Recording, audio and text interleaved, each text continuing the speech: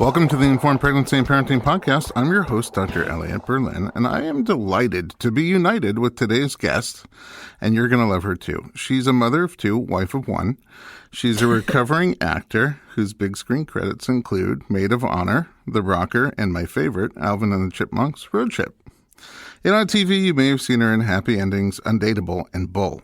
To top it all off, she celebrates and commiserates with world-class experts, best-selling authors, and listeners around the world on the very popular Atomic Moms podcast, where she shares the sweet and messy journey of her growing family and hosts complex discussions about everything mom-related that you can think of. Ellie Knaus, welcome to the podcast.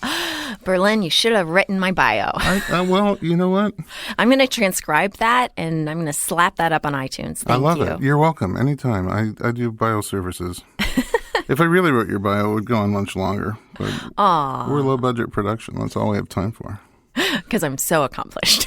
I mean, you really are. You're unique and interesting. I love talking to you on the rare chances that I get. I'm always devastated when you give birth, because then I don't get to hang out with you anymore. That's so true, and I'm so sorry. Thank Maybe I you. should work on that again. She's 10 months old. I just got my period back. So. Oh, really?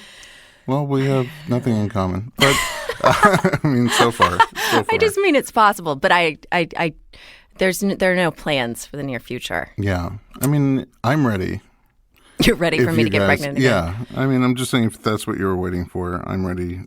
This second pregnancy was rough. I was on bed rest, and I don't want to do it again. Let's not. I apologize. Yeah. Plus, if we start working together earlier, you never know.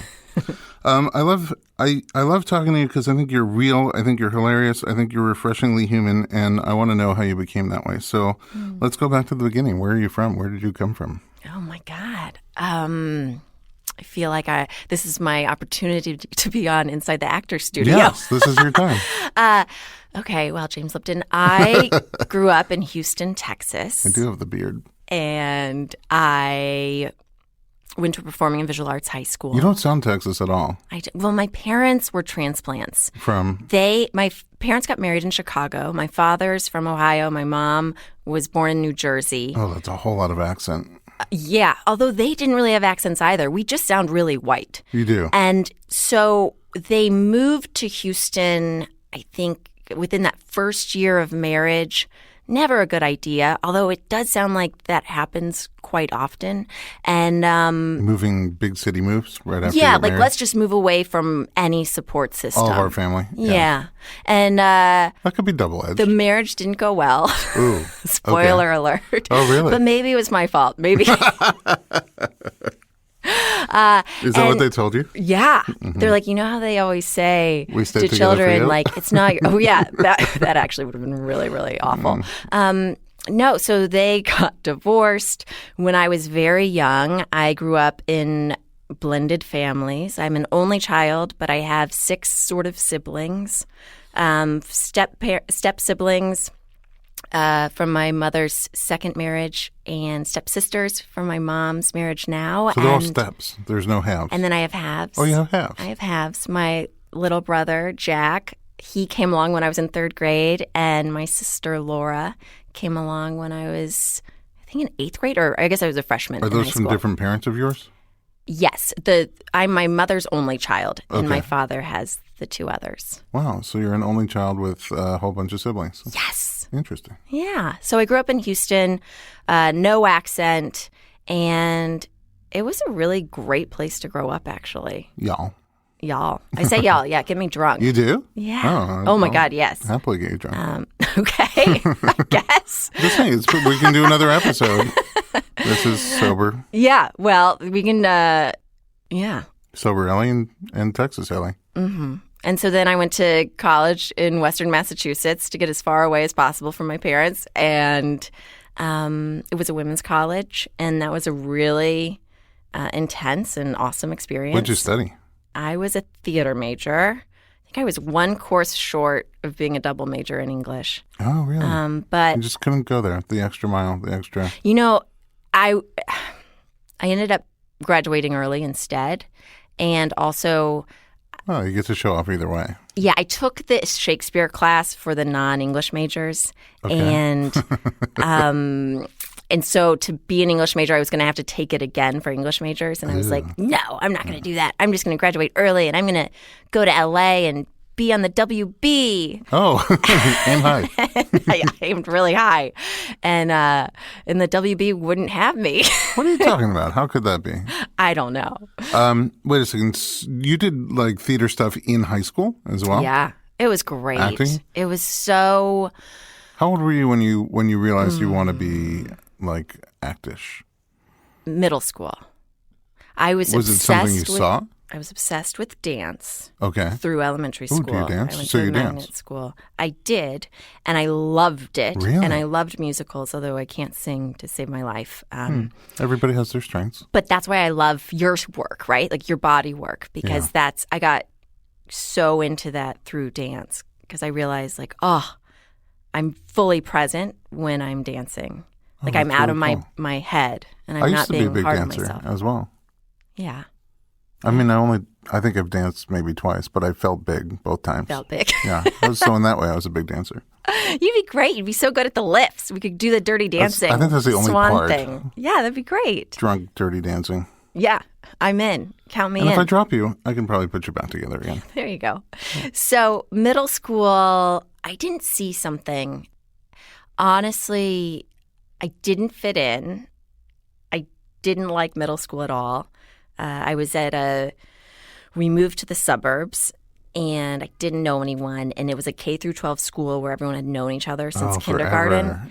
And I was just driving into Houston every day to go to dance instead after school. And I was a weird theater kid, like on the inside. So when I could do monologues in drama class and be big and weird, You're so comfortable. the popular girls had to sit there and watch me. Like it's like where I found my power. And then they would get up and they would be so insecure. And I was like, okay, this is cool. This is my thing. There's something here. Yeah. Yeah. Very good. I was a drama major. I didn't know that. As well, yeah. You did so many things. Just to stick it to the popular girls. Yeah, right. That was my thing. Why did I do it? Was dramas in my family. My father was the president of the Dramatic Society in the college I went to, and then my brother was in the Dramatic Society, and I was like, oh, I guess I'm supposed to do this. But I love being somebody else for a little while. Yeah. That's what I like about acting. You create these worlds, and you could just be somebody else. Yep. I really liked the sense of connection with another human being. Like it felt safe to do it in theater. Like we had these pages and then we could connect. And in real life, I had a harder time with that because I felt insecure. So you're connecting with the other actors, the other characters, connecting with the audience? Like looking into someone's eyes and actually relating to the other person. And also being able to have these big feelings that I was not, even what the hell I'll say it. Like I do not feel like I was allowed to have growing up. You could be big and you could be angry. Like you could be, I didn't have to be the sweet little good girl. So that I really loved therapeutic. That. Oh yeah. Did you ever write? Mm-hmm. Because I also find writing really therapeutic. You just create these worlds and whatever you want to happen, it just happens until it gets away from you and becomes its own world. Well, yeah. Until you start trying to edit it and then it all falls apart. Or somebody else tries to edit it. Yeah, and then they ruin it. Yeah, exactly. But you married a writer. I did marry a writer. A writer and an actor, is that like opposites attract or is that? No, I think it was like my version of social climbing. I stupidly thought that if I married a writer that I would make it. To the WB? And what? To the WB? Yeah, right. No, that was like a year after the WB. I got engaged when I was 23 and married when I was 24. Oh, wow. So, was that young among your oh my God, yes. people? Yeah. Yeah. It was outrageously young. Is it why did you want to get married that young? Was it, I mean... He was just so right. How did you meet? We met at a bar. It was after an acting class. I was wearing a T-shirt and like really greasy faced. It was Third Stop, and he was there with two friends from high school. This bar was called Third Stop. It had just recently opened, and it's kind of like a fun pub feeling. Like, it wasn't like a club. And the cool thing is we had our baby girls across the street at Cedars at the hospital. Oh, wow. Yeah. That's a circle. So we've been married 11 years this summer. And congratulations. He just felt good. He was a little older. Both his sisters had gotten married within the year. He's probably still a little older. He's a little older still, although it seems like you feel like I'm catching up. Oh, yeah. Unfortunately, some people have been making comments, and I'm like, it's just because I have 2 small children. No, maybe he's like becoming more youngish. Yeah. He looks good. I'm lucky. Aw, you're both lucky. Well, yeah, except that the marrying the writer thing, it doesn't work out because writers have zero power. Like, they do not care about you. It's almost as bad as being an actor. Like a not working actor. And he's a working writer. Yeah, he's very successful. So he just did Rampage with Dwayne Johnson and Dwayne, The Rock. And it was really funny because he's supposed to go do the red carpet. And like, he's just standing there, but like, no one knows who he is and no one cares who he is. And he wrote it.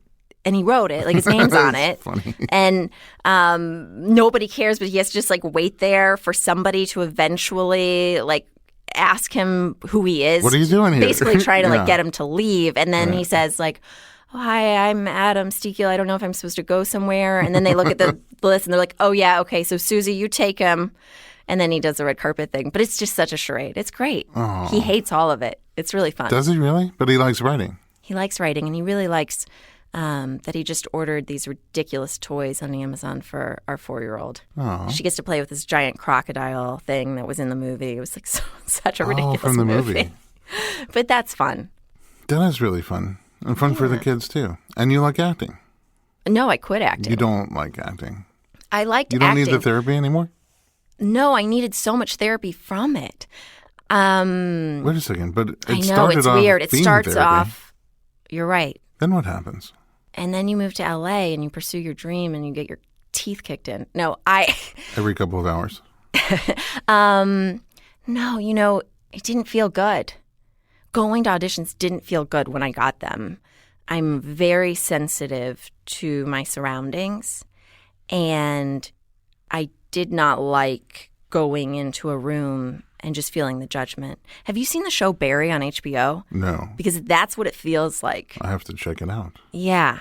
It's, or even La La Land, like at the beginning with Emma Stone. Like, I just had a lot of moments like that where I was like, this doesn't feel good. And I have a lot of energy and I have a lot of passions and I want to create. I'm not good with downtime.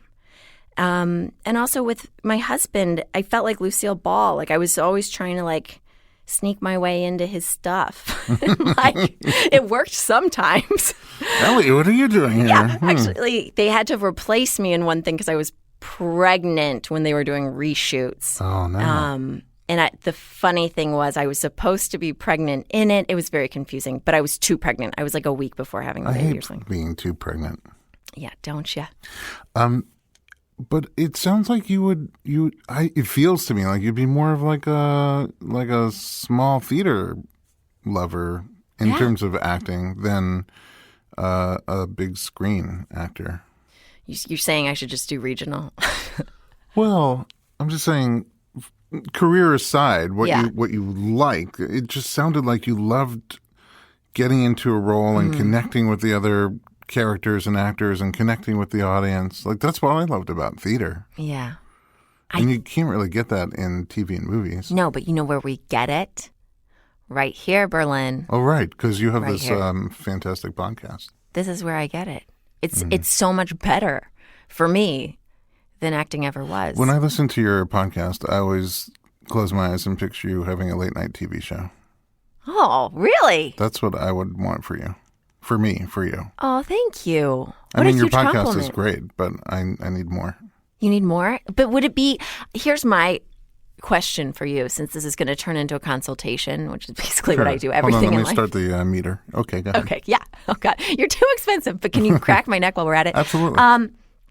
So going from the vulnerable, like, psychological stuff that I love to dig into, but then there's also the like fun silly, crass stuff. Yeah. And it's a hybrid. And I don't know, like, how could you do that? What do you mean late night is all about that? You think so? You have you would do your own brand, your own style of it, but you have your monologue, your witty observations and take on what's going on in the world.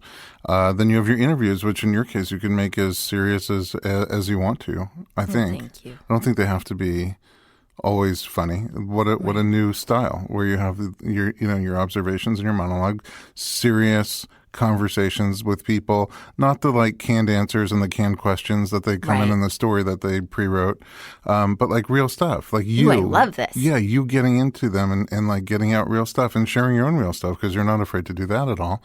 Yeah, I don't know why it really upsets my mother. Well, I do so far based on what we've talked about. And then also, that platform lends itself to being able to do some sketch stuff and grass, Okay, I'm going to write this in my notebook. All I need to do is go get a late night show. I'm on it. That's it. That's all you need. Thank you for need. coming tonight, by the way. Yeah. I've been meaning to tell you that for a while. Thank you. All right. There's a million things I want to talk to you about. Let's talk about motherhood because that's such a big part of your life now. Yeah, right. In so many ways, in the fact that you've done it times two and you do it every day, and also you have this podcast. First, I want to find out your own experiences. How soon after you went to third stop did I get knocked up? Yeah. I waited a long time. Hours. No, we got married in 2007, and then we had my first daughter in 2013. Oh, so you waited a long time to have kids deliberately? Deliberately. You thought, I want to be married right away, Yeah. but not the next step. Yes. Both of you felt that way? Yeah. No, I mean, he wanted children soon after, I think, but I wasn't ready at all. Because I wanted to be an actor. Oh, right. You still had that small thing going on. I still had that thing. If only thing. then I could have told you about the late night TV I just situation. had that dream. And my fears were that I would lose my identity, that none of my friends had children, so I would lose my community. And I was afraid that it would be a big stressor on our marriage because I think it probably was for my parents. Mm. And I wondered about that. All of those things. Oh, and I was just like, I don't know how to feed myself, let alone a child. Like, I don't know how to do this. And I always had this weird thing of like, well, here, it was really great those first years because he was a screenwriter. We could go live anywhere. Ah. And so I did make a deal with him where I said, okay, I will have your baby if we can go live in New York for 3 months. New York? Which is like a bucket list thing. Okay. So, for 3 months? For 3 months. So we did it. And it was so much fun. And then I immediately got pregnant. Wow. You kept up your end of the deal. Yeah. I should have asked for more. I should have asked for a brownstone. But at least I got that. And I'm so glad we did that before we had children because it'd be much harder now. But did you also feel ready before you made that deal? Like something change? Or did you think nothing's ever going to change? Or yeah. I was very concerned about becoming a mother. I was afraid of the responsibility. I was afraid of the relationship. And I realized after I had this like crazy medical experience where I had this, I had a tumor. So I had taken a stand-up comedy class. And at the end, you like perform your stand-up act. And mine was all about not wanting to have a kid. Hold on a second. Do you have that on video somewhere? Yeah. I want to see that. Yeah. Badly. It was all about not wanting to be a mom. And Brilliant. then a month later, I get diagnosed with this tumor. And so I have to have this major surgery and I can't walk for months and months. Tumor? It's called a giant cell tumor. It's 1 in a million. And it dissolved a huge chunk of my femur bone. Oh, in your bone. And so you had pain? I was you had pain limping in the bone? a little bit. Yeah, limping That's a little bit. That's how you found it? They did an x-ray. Because you had pain? Yeah. In your bone? They thought, like, everyone was like, oh, you have a tight IT band. Yeah. No, I had a massive bone dissolving tumor. So you probably had both. I wasn't allowed. Yeah, and exactly. I did have both. Then the doctor said, you don't get pregnant. Like, you need at least, I think he said 2 years, or maybe it was a year. Don't get pregnant. Wait, so they removed the tumor? They remove the tumor. They fill it with bone cement. I did it in Houston. Where do you buy bone cement? Is that on Amazon, Etsy? Yeah, it's like putty. Wood putty. And I was in Houston with both my parents, who were adorable together. It was like it was like a Nancy Meyers film. Like, it was so silly because they are such opposites, and they both had to try to take care of me. And one day, my mother came home from work. She's a total workaholic. She's like Murphy Brown. She's a big lawyer. And she comes home from work, and her ex-husband is laying on the lounge chair by the pool with me because I was like recovering and couldn't walk. But he's laying, I think he had his shirt off, and she's coming home from work. And it was like her worst nightmare because both their spouses were out of town for some reason. Oh, no. It was so silly. I see what you did. You weren't getting the roles that you wanted, so you just created your own little drama. I also created my own parent trap. All I had to do was grow a tumor and bring my parents together. So I waited a year because my condition can be estrogen linked. So they say don't get pregnant that first year because there's a high recurrence rate for the tumor. Yeah, and also I'd been pumped full of all this stuff for surgery. So then I couldn't have the child, and then wanted to do New York, and then got pregnant. And it was perfect timing for me because then all my friends got pregnant shortly thereafter, and all of my fears, per usual, didn't come true. None of them did. It was great. I had something to talk to people about, like their children. Like if anyone's ever wondering or wondering what to say to someone or feeling insecure at a party or something, just ask them about their children. Oh, yeah, people light up. Yeah, they want you don't to even talk have to talk again. You don't. You can put the attention on the other person. Before you know it, the iPhone's out. Here's all the pictures from the day they were born. Because it connects us, right? And if you can be honest, why am I saying you? When I can be honest, like in that mom group, like I did Pump Station when she was a few months old. Oh, like Mommy and Me? Yeah. Some of those women are still my closest friends. Really? And we've all had our second kids together. And because when you're in that circle and you're so sleep deprived and your hair is so greasy and stringy and you're all complaining about your partner because you'd rather rage at your partner than your baby. Yeah, that makes sense. There's that commiseration, right? Like there's nothing like it. It's a close bond. Yeah. You don't need to be an actor anymore. You have kids now. Well, that's a tricky thing to say, right? Is it? Yeah. No one should give up on their dreams. I just pivoted into a dream that fulfilled me because I wasn't getting the auditions. I didn't feel empowered when I was doing it. I felt very insecure. And then I was able to find through the podcast, because this was 2014. I don't think Serial had started yet. Podcasts were not very, not like now. And I loved listening to them, though. And I knew that I wanted to talk to other moms, but I really wanted to get the experts in the chair. Mm-hmm. I wanted to have the free consultations. And I wanted to offer this to the mamas, in Iowa. A bigger audience. Yeah, they don't have access. They don't have access to, they don't get to, I was going to say something inappropriate, but they don't get to have you snap their neck. Yeah. No, I have no idea. I was going to say massage your butt, but. Oh, fair enough. No, they don't, but they can always come here for There's a lot of tension. You know what? I recently have patients coming from all over the place. We just literally had someone who flew in from Chicago. It's probably the podcast. Maybe. I don't know. Could have been your podcast when I came on there. Well, that was a delight. Oh, thanks. You came over. I was 16 days post-birth. Yeah. And you came over, and we talked, and everybody, oh, my God.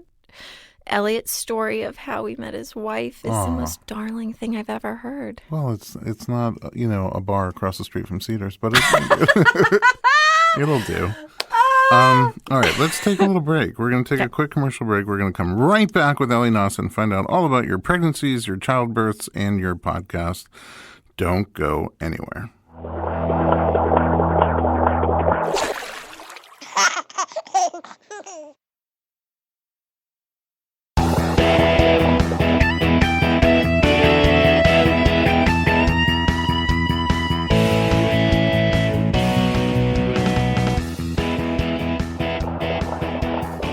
Welcome back to the Informed Pregnancy and Parenting Podcast. I'm your host, Dr. Ellie Berlin. We're continuing our discussion with atomic mom, Ellie Knaus.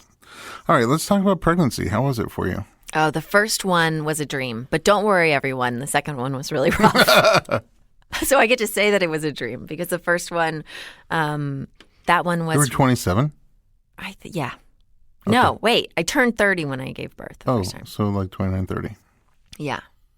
Yeah, you're trying to do the math in that of how old I am. I don't think that's legal. I'm just kidding. Well, I'm not old. I assumed 27. I just assumed you're 27 now. I am. Thank you. I'm Benjamin Button. Yeah, moving on. No.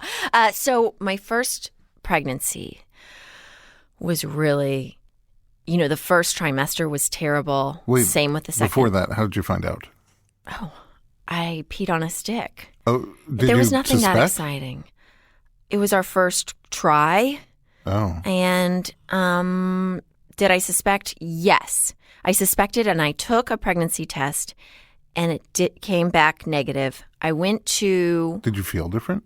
Ojai. I drank a ton with my girlfriends. Because of the negative pregnancy test? Okay. And then I took another test like 4 days later, and it was positive. Ooh. And I was like, thank God I got that one last weekend in. Some people would panic, but not you. No. She's got to be hardy. Maybe that's why she's a total party animal now. Really? Okay. Oh, my God. That's the secret. That might have been it. And so first trimester, the typical just sick and exhausted. Sick in the morning, sick all day? Mostly afternoon, evenings. Throw really up or no sick. throw up? I threw up on the drive to the airport to my grandmother's funeral. Oh. And we had to pull over on Highland before so I could flying. throw up before flying to go to my grandmother's funeral in Chicago. So that there was that. And then the end of the pregnancy was great. I was walking all the time. I got very excited about hypnobirthing. I was listening to your episode with Alicia Tambori. Oh, recently, yeah. Yeah, she was one of our first experts. And what led you there? Are you like a sort of a more natural, holistic, meditative person in I'm general? a total fake hippie. Really? Yeah. What does that mean? I don't know. I think it means Which part is real and which part is fake? maybe it's all fake or it's all real. Maybe Maybe this it's- is what they mean when my husband was like, I go, why do people say I'm authentic? Like, it's a really kind thing to say to someone. He goes, he goes, they're not saying it as a compliment. No, I think we are. That you just, yeah, I don't know. It's just who I am. I think I believe in some of the energy stuff when it comes to myself. But that's mostly... Like when you found out you had a giant cell Cell tumor, tumor. that's scary. I'm great in a crisis. First of all, you want to hear you have like a tiny cell tumor. No, I thought, that's funny. I thought 1 in a million. God, I knew I was special. Like it's a 1 in a million tumor. Like there was something about it, that whole experience. I guess I'm probably really good at protecting myself. So I spend my daily life anxious, or I used to. I've gotten so much better. And actually preparing for my first labor really helped me in that area. But I would feel super anxious with everyday stuff. And then, man, give me a trauma and I'm aces. Oh, really? I make all the jokes. I'm getting pushed through. I'm on the gurney, like going into surgery. And the nurse says, do you have any questions? And I said, what should I do with my life? Like, this is like right before they're hacking my leg open. Right, and putting cement in And there. ripping out a disgusting, gooey, Giant cell massive, tumor. horrible. Yeah. So I thrive in chaos. But where did we start with this? I was asking you like how you cope. Oh. Did you use meditation Yes. to like cope through that? Afterwards, I went on a silent meditation retreat for that's 7 nice. days, So which it's was kind of in scary. you. That It's was part of scary. you. Yeah. The The surgery. seeker. How about this? I'm a seeker. You're a seeker. I seek out truths and ways of, feeling good and learning to accept myself. I like that.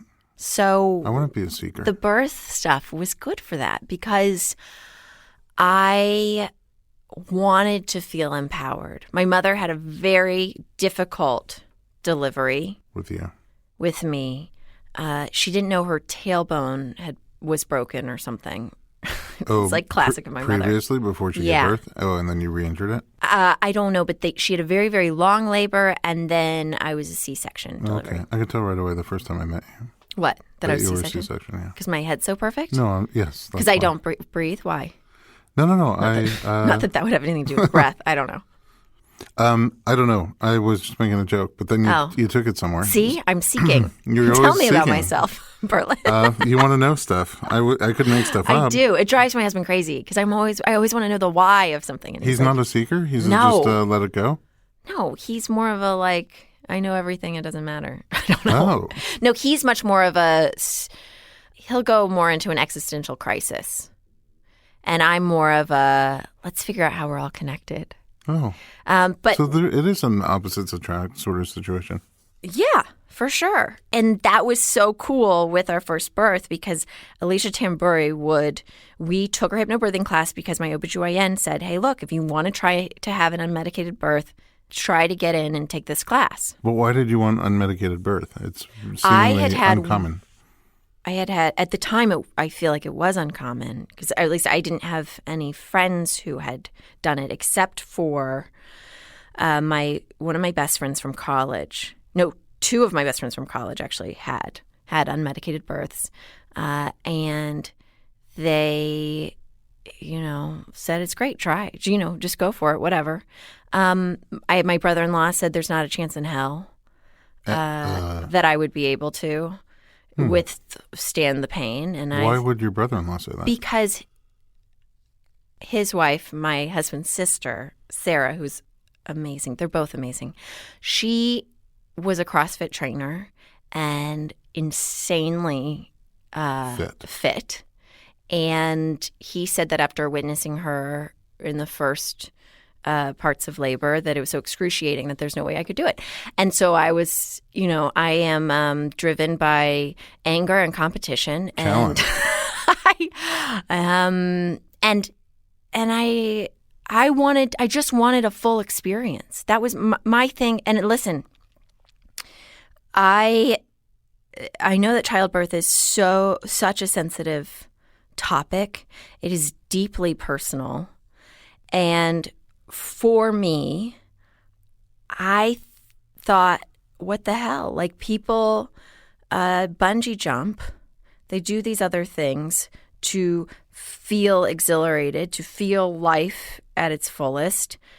I want to try to have this experience, and we'll see what happens. And I was not.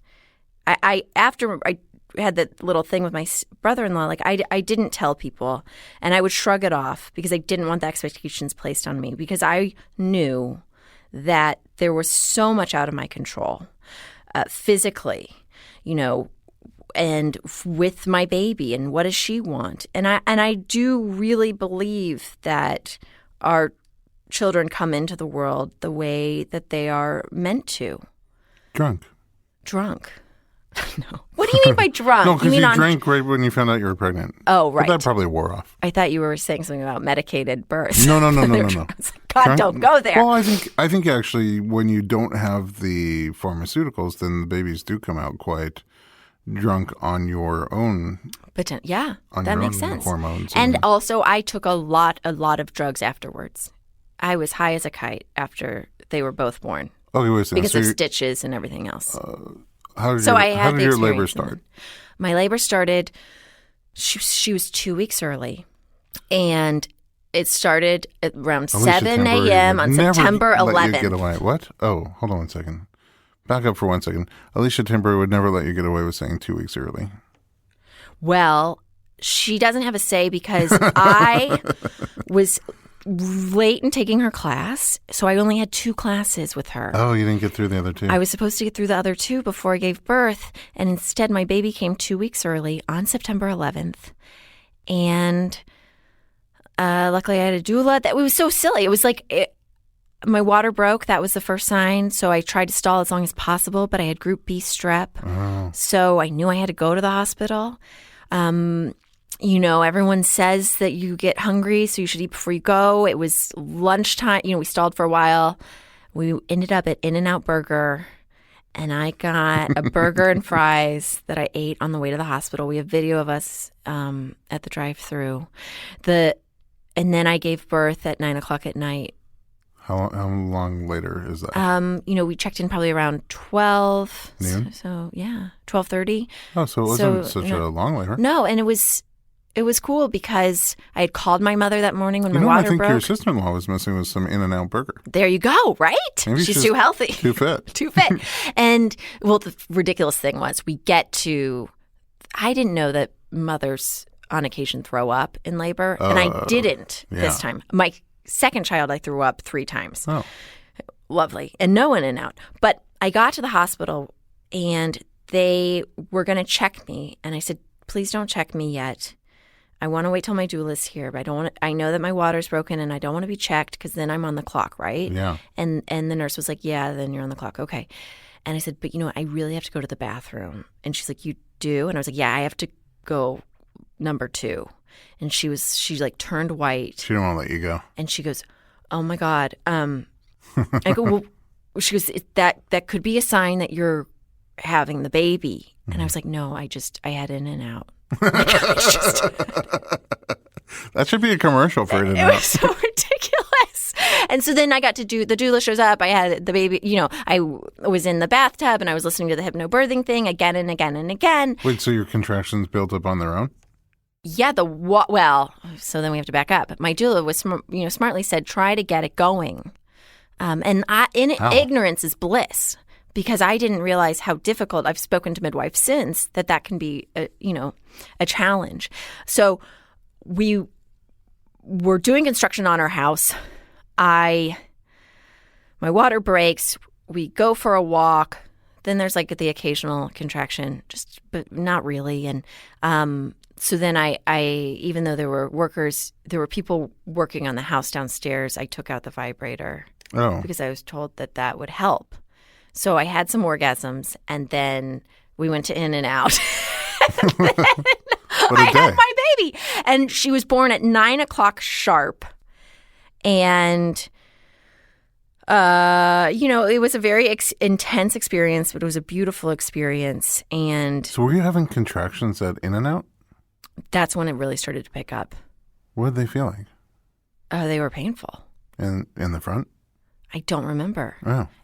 But they feel like period cramps to me. Mm-hmm. So and you could see actually in the video, it's like I'm really because we were in line for a while in the drive-thru, and then I was like, my husband, I'm like, do you want anything? He's like, no, I'm not hungry, because he's just panicked. Like, what is because I'm sure I was stalling. I was trying to come up with anything else to do than to go have this baby, because I think there was some fear there. And so the cool thing though, my mother, I call her in Houston at 7 a.m. Of course, she had been in LA for work. She had just flown back to Houston. I call her, and she gets on a plane. She flies back, and I got to feel her during the labor, because I wore an eye mask the entire labor, which I highly recommend to everyone. I don't know, mamas, Instagram me or something if you have done this, because I don't know anyone else who's done it. They tell you to bring an eye mask so you can rest or sleep in the hospital. I wore it the whole time like a real freak.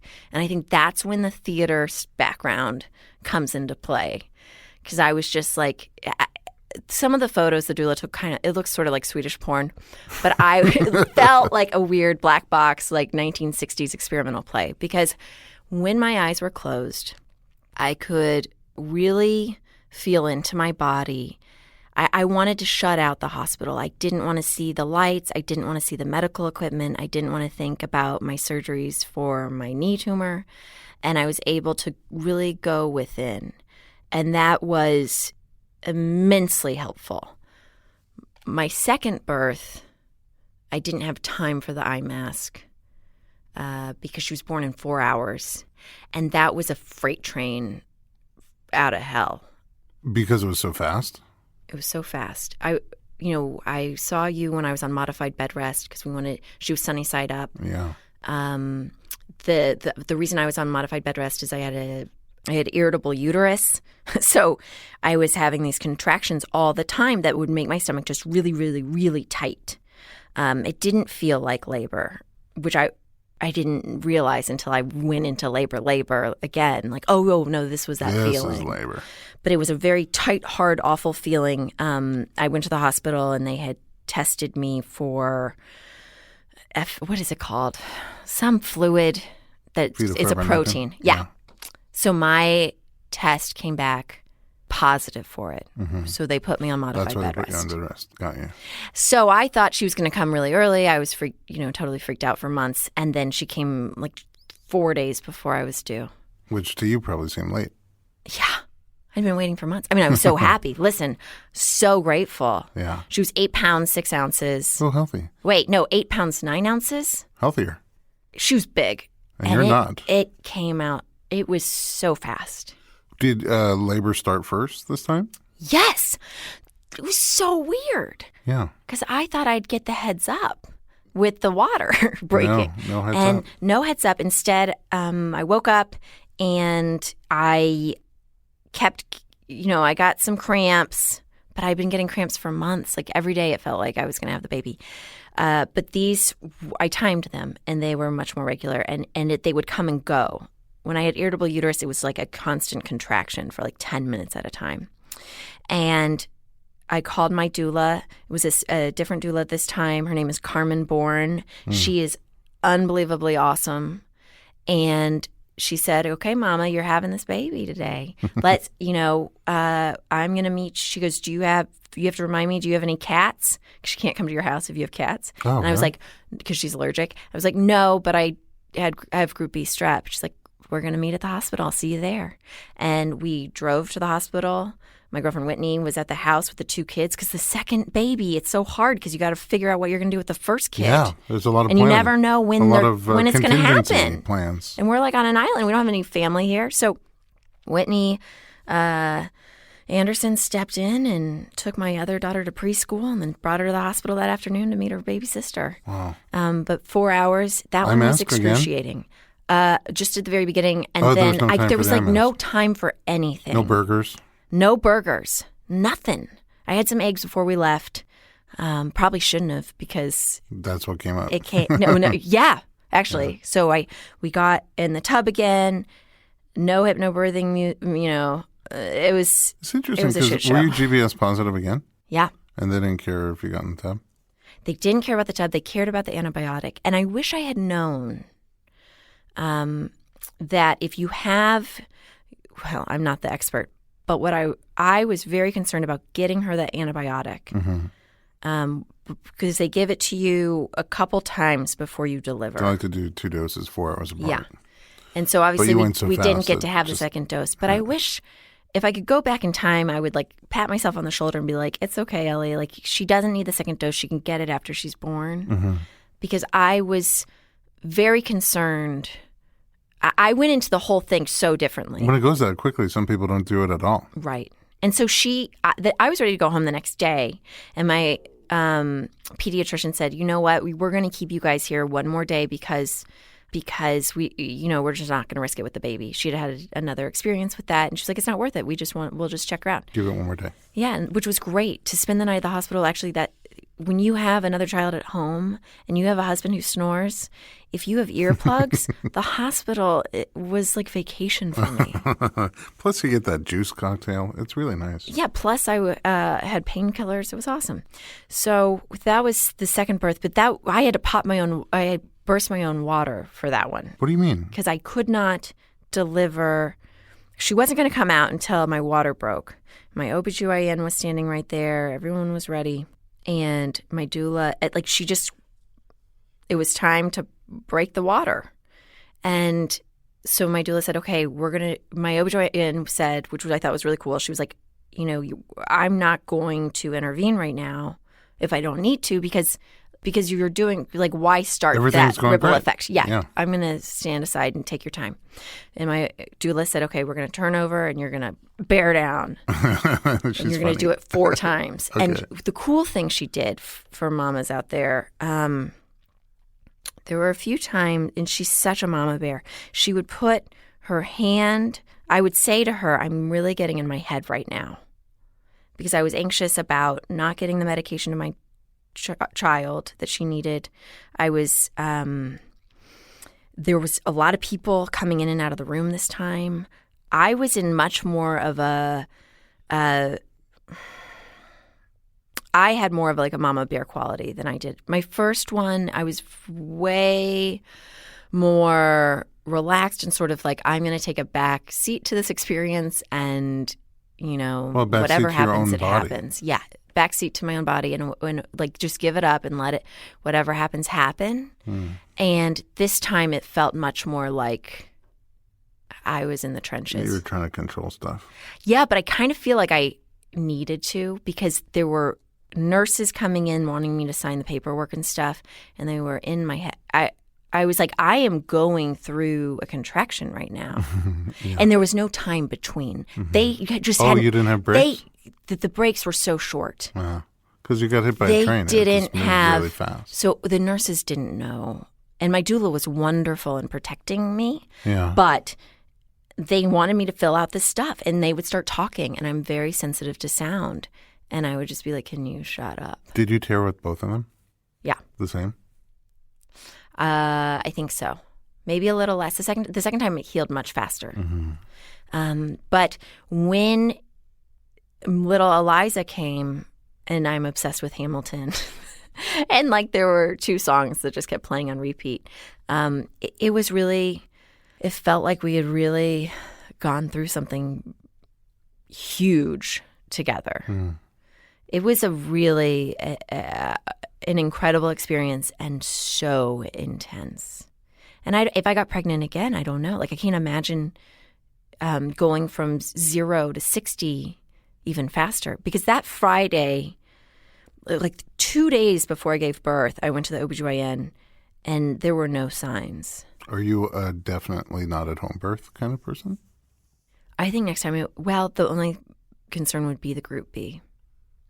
And I just, it feels good to me to wear my eye mask and you could wear that at home. To be belligerent with the very kind nurses.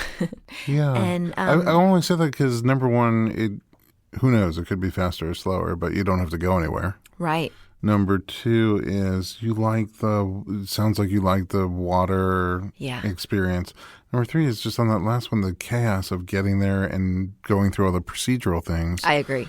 Didn't sound, hearing it, as kind of relaxing, sort of, as being able to put on your eye mask and just sit back, relax, and let your body do its thing. So I agree. I hear you. I wish that they could, there are birthing centers, and maybe I would look into that. Well, we'll talk. We'll talk. I don't think I'm going to do it again. Ah, so sad. But we'll talk. I think both my girls came out in very different ways. And God, it feels so good once they're out. And, it was an otherworldly experience. I had a wonderful guest on the podcast, Britta Bushnell, and she... Ooh. Have you spoken to her? Yeah, mythology. Yeah. And she came on and we spoke about I listened to her episode with you, actually. We talked about all of that. I'm trying to remember the title of it. I think because when I start thinking about this stuff, my brain goes offline because it's such a primal experience. And what's cool about what Britta says in our conversation is how it's like going into the underworld. And I really feel like that motherhood is a transformative experience like that. And it isn't all cuddles and burning sage. It is dark and it is brutal and it is beautiful. And it's just a trip. I wonder if you'll come back for another episode, because we're just scratching the surface with you. Oh, I want to know your take on postpartum and motherhood and raising two and thank you. And all the other things. I just learned stuff sitting here listening to you. You're so kind. But I do want to, such a good man. Well, thanks. Before we wrap it up, I want to talk a little bit about the Atomic Moms podcast. And your mission there seems pretty clear. Like you want to, it sounds twofold. Like you want the information yourself. Yeah. And Selfish. you want these discussions for yourself, but then you also want to make them accessible to people all over who are in the same boat or similar boats. Do you have like a favorite couple of topics or episodes or guests that you've had? Yeah. I think going back to the beginning of our conversation, when my mom was in Houston and, gave birth and didn't have any friends or support, I think that that's probably a huge reason I do Atomic Moms podcast, because I know how important that first year is, and I know how hard it is. And I've been on the other side of it as the child. I wish I could go back in time and give my mom these resources. And I wish I could have created the community that I've been able to create with our listeners for her back then, because it's a very special time in someone's life. And, that relationship, the bonds that are formed in that first year and a half carry on throughout our lives. And they're learning a lot about that with attachment theory. And I think that the episodes I love the most are moms just sharing their experiences like you let me do today, because I realize how much information, how much wisdom, the people that are around me have, that you don't have to have a PhD to know something about living and loving your kids and how not to go totally insane, because I do that on a daily basis. I'm totally nuts, as you can tell. Not that I can hide it. But I'm also really proud of the episodes we've done on postpartum anxiety and postpartum depression. I did a panel a few years ago on that.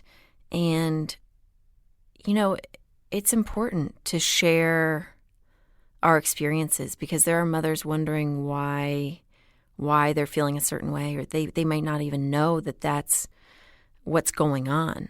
Like my second mothering of an infant experience has been much easier on me. And we've had a lot of challenges this year, some that I can't discuss on my own show, which sucks, but you can discuss them here. Yeah, right. But it's actually been a much easier experience for me, because the challenges. Yeah, I had postpartum anxiety with my first, and my pregnancy was a calming experience. It was great. And then I gave birth, and then shortly thereafter, a lot of postpartum anxiety. Really? And just the second time? The first time. Oh, the first time. The first time. And so the second time, not so much. And part of that is what I've learned doing the show. Part of it is my community of moms that, it takes some time to build that village your first go around. Your mommy village? Yeah. So the second time, it's already built in. It's great. And you already know what you're going to get pissed off at your husband about. But the other thing I'm really proud of is we've been doing some episodes that sort of focus on protecting our children. Oh. And I have felt really good about the messages coming in we had Patty Fitzgerald, who's an incredible expert on protecting our children from sexual abuse. She's the person who coined the term tricky people instead of stranger danger.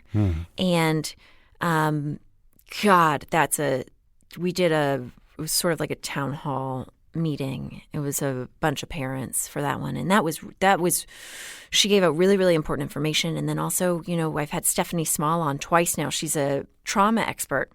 She's gone in after school shootings to help families and stuff. And she came on the show to talk about, how to help if you have a kid who's scared to go to school now. There's so many. What do you say to them? And how can you help them? And how do you help yourself? And how do you create resources and touchstones so that your child can feel okay being in the classroom. That's really powerful and so relevant. Yeah, unfortunately. But at least I'm glad you're addressing it. Is there somebody on your wish list, like high on your wish list that you want? I already had you on. Aw. I already had you on. You know, the first person to come to mind, and it's so bonkers, is Alec Baldwin. Really? Yeah. He's one of the main reasons I started podcasting. Here's the thing with Alec Baldwin, his podcast. My mother-in-law kept telling me to listen to it. I finally did, and I listened to it all through my pregnancy with Sabrina, walking up and down those hills, just listening to Alec Baldwin. And I was like, God, I would love to do something like this someday. Because the way he would, learn about a person's whole life, but also like dig into what they were passionate about. Mm-hmm. And then suddenly like an opera singer, like something I never would care about. I was like, God, that's so cool. All of a sudden you do. Yeah. Oh, very cool. So thanks, Alec. Alec Baldwin, please come on Atomic Moms. Yeah. Great.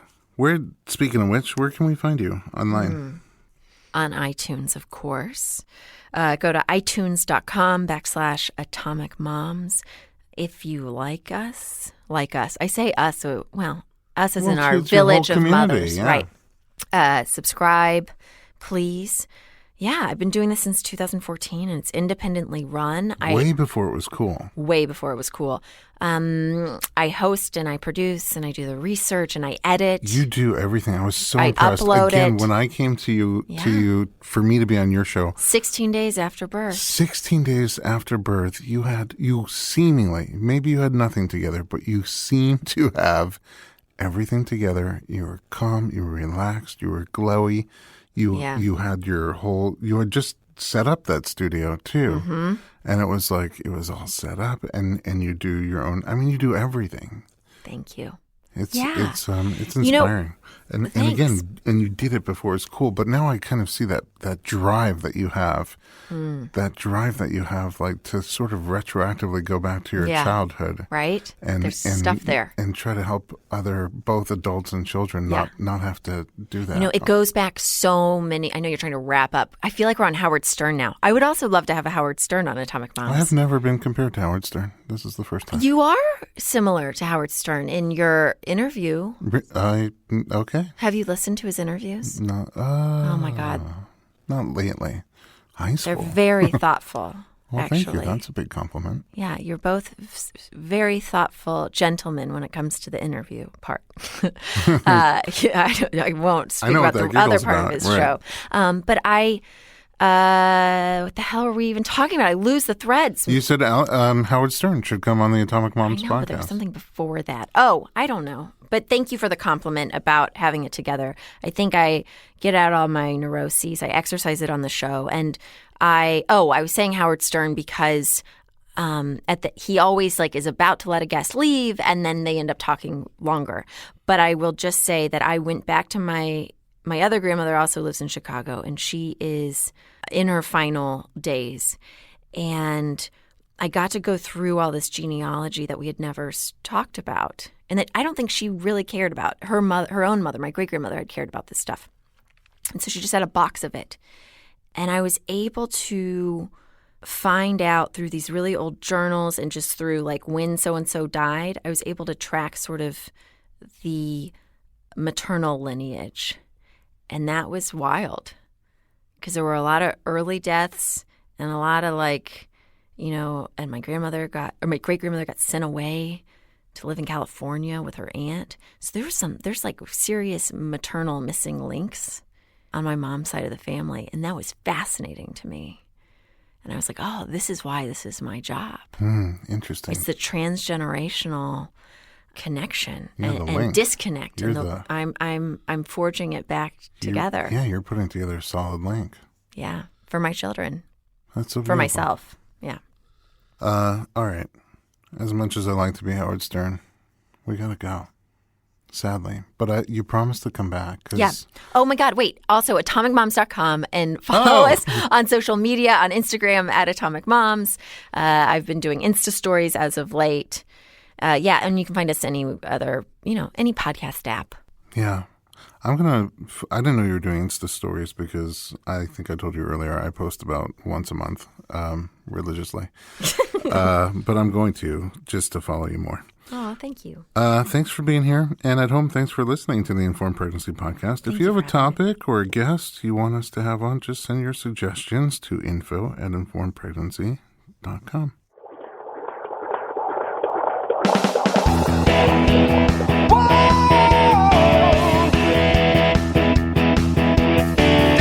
Doctor, give me the news. I got a whole